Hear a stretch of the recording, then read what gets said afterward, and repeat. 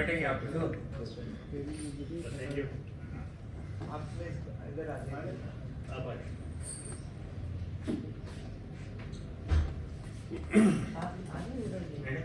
कोई बात नहीं। के बाद मुलाकात हो रही है, कुछ तो बिल्कुल नए चेहरे हैं, कुछ पुराने चेहरे हैं, लेकिन खैर एनी हाउ, क्योंकि आप ऐसी फील्ड से बिलोंग करते हैं जहाँ आपका और हमारी इंटरेक्शन तो एक लाजमो मलजूम है। सफर ने बहुत डिटेल में बातें की हैं।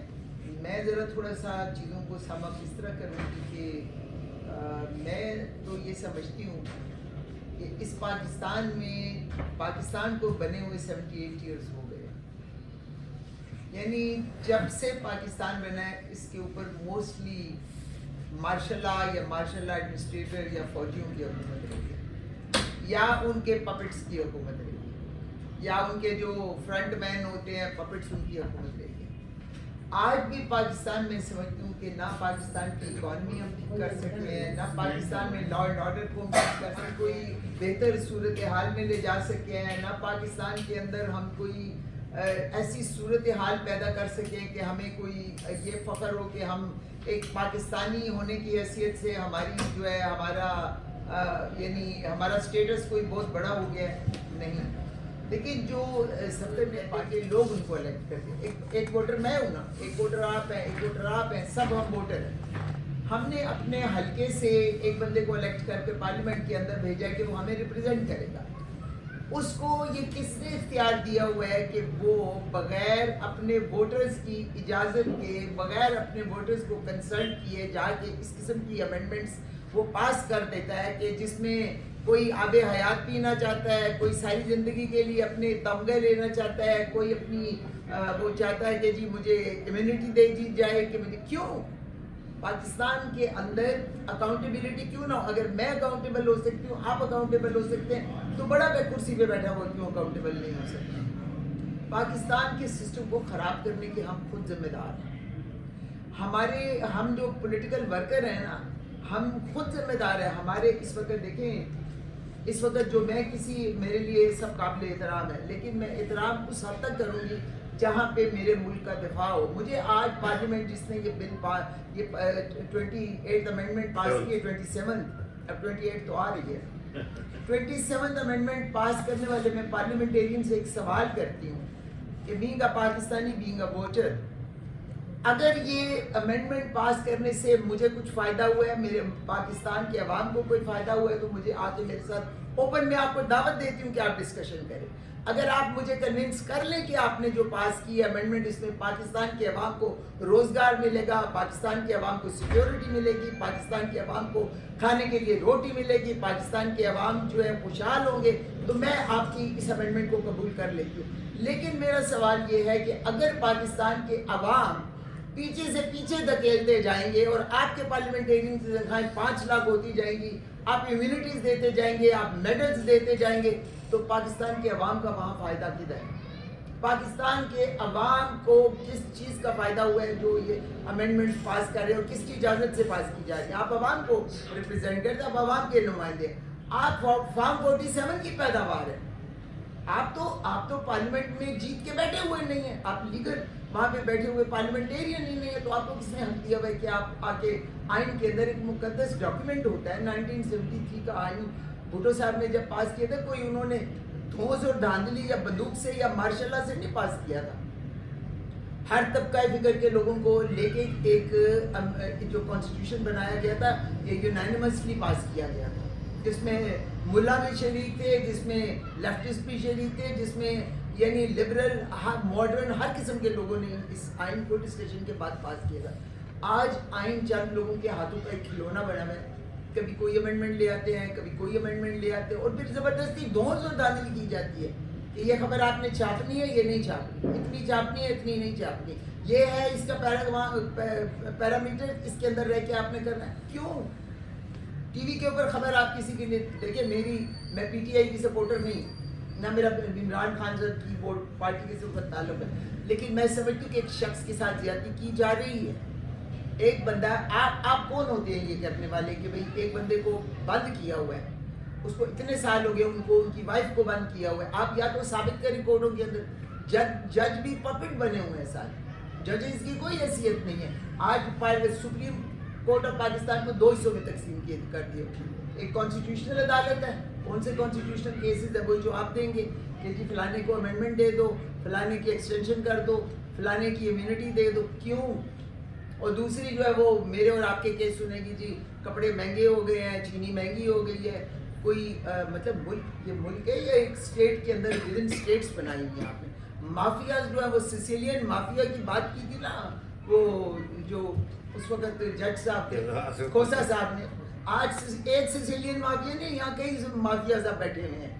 ہر کسی نے اپنی ایک ڈومین بنائی ہوئی ہے, اسٹیٹ کے اندر ایک اسٹیٹ بنی ہوئی ہے, ڈاکو راج بنا ہوا ہے. ڈاکو لوگوں کو اٹھا کے لاتے ہیں, پولیس وہاں بے بس ہے, وہاں پہ فوج بے بس ہے, وہ ٹینکروں کے ساتھ, گن شپوں کے ساتھ, اندر ان کے پاس سارا اسلحہ موجود ہے, وہ دندناتے پھر رہے ہیں, لوگوں کو اغوا کر رہے ہیں, آپ بے بس ہو کے کر رہے ہیں. کل آپ کے ایف سی کے ہیڈ کوارٹر میں وہاں پہ دہشت گرد گھس گئے, کون سی سیکیورٹی کی آپ بات کر رہے ہیں, کس کو سیکیورٹی دے رہے ہیں؟ بلوچستان میں روز لوگ مارے جا رہے ہیں, کیا وہ انسان نہیں ہیں؟ یا جو بیچارے فوجی بھی وہاں پہ جو مارے جا رہے ہیں وہ انسان نہیں ہیں, ان کے بیوی بچے نہیں ہیں؟ آپ اپنی تو ساری خواہشات پوری کرتے جا رہے ہیں, لیکن پاکستان کے عوام کو اس میں کیا دے رہے ہیں؟ آپ اکانومی کو بہتر نہیں کر سکتے. جیسے صفدر نے کہا کہ ڈیٹ آپ دیکھیں کہاں آپ کا چلا گیا ہے. ایک بچہ جو ہے نا وہ اس وقت $5,000 کا مقروض ہے آپ کا, آپ کہاں سے لائیں گے؟ آپ کے بچوں کی تعلیم کے لیے اسکول نہیں ہے اچھے, آپ کے بچوں کو کھانا اچھا نہیں ملتا, آپ کے بچوں کی یعنی صحت متاثر ہوتی ہے. آپ گورنمنٹ کے ہاسپٹلس میں جائیں, آپ کو کوئی دوائی دیتا ہے وہاں پہ؟ الٹا لکھ کے دیتے ہیں جی باہر سے جائیں اور پرچی سے کروا کے لائیں ٹیسٹ. مجھے یہ بتائیں, اس ملک میں جب اسلامک ریپبلک آف پاکستان, بہت بڑا نام ہے اس ملک کا, کیا نام ہے؟ Islamic republic of Pakistan. کون سا یہاں پہ صرف ملا ہی اسلام ہے, اور تو کوئی اسلام نہیں ہے. لیکن آپ کیا مطلب چند مولوی, یہ آپ لاہور میں دیکھ لیں, یہ جو کیا ٹی ٹی پی ہے, کیا اس کا نام ہے, ٹی ایل پی, چند وہ چھوکرے اٹھ کے ساری گورنمنٹ کو پیرالائز کر دیتے ہیں. مطلب گورنمنٹ کس نے ان کو اتنی بلی چٹی دی تھی؟ آپ جب لوگوں کو پہلے استعمال کرتے ہیں, آپ پہلے بناتے ہیں, لوگوں کو گورنمنٹس کے خلاف استعمال کرتے ہیں, اور اس کے بعد پھر جب آپ کے گلے میں وہ پڑتے ہیں تو پھر آپ ان کو روکنے کی کوشش کرتے ہیں, جو وہ نہیں رکتے. تو اس طرح پاکستان نہیں چل سکتا. پاکستان کو اگر چلنا ہے تو پاکستان کے عوام کی خواہشات کے مطابق پاکستان چلے گا. یہ نہیں کہ میں اللہ سے پھر آب حیات بھی سارے مانگ لیں کہ بھئی آب حیات میں بھیج دوں, ساری زندگی کی ایک ایکسٹینشن ہے, لیکن جنت بنانے والا بھی جنت میں خود تو پیر نہیں رکھ سکا تھا. یہ اللہ کا قانون ہوتا ہے. انسان کو یہ جو چیزیں ہوتی ہیں یہ سسٹم خدا کے بنائے ہوئے سسٹم ہوتے ہیں. تو اگر میں یہ کہہ دوں کہ جی میں ہر چیز سے پاک ہوں, میرا کوئی حساب کتاب نہیں ہے, وہ قبر میں تو جا کے منکر نکیر نے تو گلا پکڑنا ہے, وہاں کہہ کے کہ میں امیونٹی لے کے آیا ہوں, ایسے نہیں ہو سکتا. آپ کو یہ سسٹم کو ٹھیک کرنا پڑے گا, عوام کو اس پہ بولنا پڑے گا. عوام اگر خاموش رہے تو پھر جو کچھ ہو رہا ہے وہ بالکل ٹھیک ہو رہا ہے. پھر تو میں کہوں, یہ کہتے ہیں نا اگر ظلم کے خلاف کوئی آواز نہیں اٹھاتا وہ بھی اتنا ہی ظالم ہوتا ہے جو اگر آواز نہیں اٹھاتا. اگر ہم نہیں آواز اٹھائیں گے, میڈیا اس ڈر سے خاموش ہو جائے گا کہ جی پکڑ کے سب کو بند کر دیں. تو میں کہتی ہوں مجھے کر دو بند, میں کہتی ہوں غلط کر رہے ہو جو کچھ کر رہے ہو, نہیں ہونا چاہیے. جو پاکستان کے اندر جنہوں نے پاس کیے 27 امینڈمنٹ سارے قوم کے مجرم ہیں سارے. آئیں قوم کے سامنے بتائیں کہ قوم کو اس سے کیا فائدہ ہوا, کیا عوام کو فائدہ ہوا ہے اس امینڈمنٹ سے. اگر تو عوام کو فائدہ ہوا ہے تو چلو ہم آپ کی بات کو سمجھنے کو تیار ہیں, لیکن یہ چیزیں نہیں چلے گی. اب پاکستان کے عوام گدھے گھوڑے نہیں ہیں کہ آپ ان کو ہانکیں, ہم کوئی بھیڑ بکریاں نہیں ہیں کہ آپ اپنے ہانکیں. ہمارے سب کے ضمیر ہیں, آپ سمیت میرے سمیت جتنے بیٹھے ہوئے ہیں, باہر ہیں اندر ہیں, غریب ہے امیر ہے, کوئی چھوٹا ہے بڑا ہے, سب کے ضمیر ہیں اور سب کے اندر سوال ہے. آج کوسچن مارک ہے سب کے اندر. پاکستان کی فوج کی عزت تھی, پاکستان کی فوج, بھٹو صاحب نے جتنی فوج کے لیے کیا ہے نا شاید ہی کسی نے آج تک اس ملک میں کیا ہو. 90,000 قیدیوں کو واپس لے کے آئے تھے اندرا گاندھی محترمہ کے ساتھ میٹنگ کر کے, ان کو عزت دی تھی, ان کا مقام بلند کیا تھا. 5,000 مربع میل علاقہ واپس ان سے کروایا تھا. بھٹو صاحب کے ساتھ کیا کیا؟ بھٹو صاحب کو پھانسی دی. کس نے؟ جنرل ضیاء الحق نے دیا. کون تھا وہ؟ مارشل ایڈمنسٹریٹر تھا. اس کے بعد کیا ہوا؟ बीवी की सिक्योरिटी, बीवी 27 दिसंबर को मारी गई, तब भी फौजी बैठा हुआ था ना, सिक्योरिटी तब भी बीवी को प्रोवाइड नहीं की गई जितनी उनको देनी चाहिए। तो सवाल किससे करते हैं मुल्क? बात यह है कि सिविलियन ने कितना मुल्क चलाने दिया। भुट्टो साहब ने आवाम की बात की, रोटी कपड़ा और मकान की बात की कि लोगों को एक अच्छी ज़िंदगी देंगे, आपने उनको फांसी चढ़ा दिया। बीवी ने उसमें इल्म, रोशनी और काम ऐड किया और कहा कि मैं स्वाद पे पाकिस्तान का झंडा लहराऊंगी। उसने क्या जुर्म किया? उसने पाकिस्तान के टेररिज्म के खिलाफ बात की, उसको दिन दहाड़े यानी मार दिया गया और आज तक उसकी इन्वेस्टिगेशन नहीं हुई। कौन कसूरवार है? मैं कसूरवार हूँ इसकी? आप कसूरवार है? आवाम कसूरवार है? या वो बैठे हुए जो सारे आवाम को का खून नचोड़ के और बैठे हुए हुक्मरानी कर रहे हैं? तो बात ये देखें, आप लोग एक बहुत मुअज़्ज़ज़ पेशे से ताल्लुक़ रखते हैं। वो कहते हैं ना, कलम ज़मीर की आवाज़ होती है। आप लोगों के कलम में ताकत है। आप इस मुल्क के अवाम को जगाएं।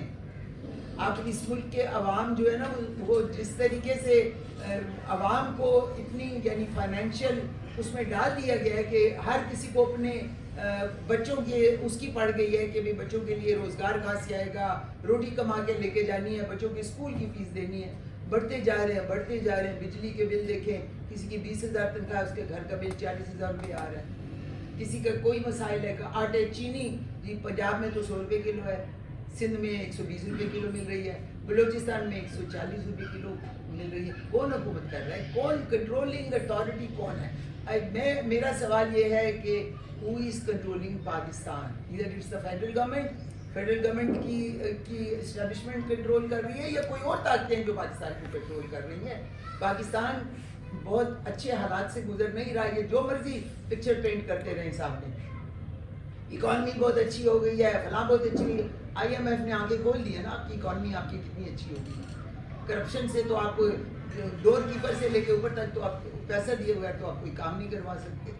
तो बात यह है, बलूचिस्तान आपका इस वक्त उसमें आग लगी हुई है, KPK में आग लगी हुई है, रोज़ लोग मारे। वो क्या हमारे अगर सिंध में खुदा न खास्ता या पंजाब में कुछ नहीं होता, इसका मतलब है वो क्या भेड़ बकरी हैं जिनको रोज़ मारे जाते हैं? वहाँ रोज़ शहादतें होती हैं, चाहे वो फौजियों की हों चाहे लोगों की हों, रोज़ मारे जा रहे हैं ना लोग। आप लोग अखबारों में देखते हैं ना, उतनी दिखाते हैं जो शायद आधी दिखाते हैं और आधा नहीं बताते मीडिया पे।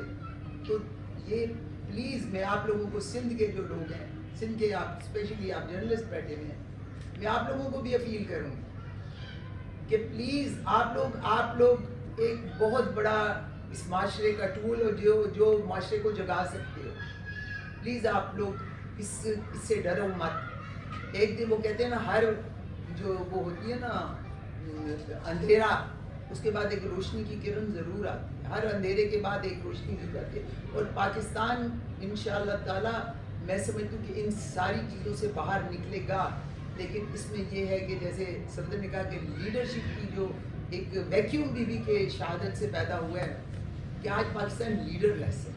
कोई भी लीडर नहीं है पाकिस्तान के अंदर।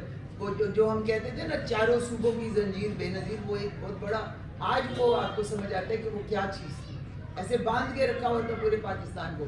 आज KPK अपनी बोली बोलता है, बलूचिस्तान अपनी बोली बोलता है, पंजाब वाले कहते हैं जी हम तो ऑल माइटी हैं, जैसे पूरा पंजाब सिर्फ पाकिस्तान है। और सिंध वाले वो समझते हैं कि हम तो वो क्या वो बेगैर क्या मालिक है इस धरती के। ऐसे नहीं हो। अल्लाह का अपना निज़ाम है, वो निज़ाम किसी सिस्टम के तहत चलता है। और मैं समझती हूँ कि अब भी वक्त है समझ जाए।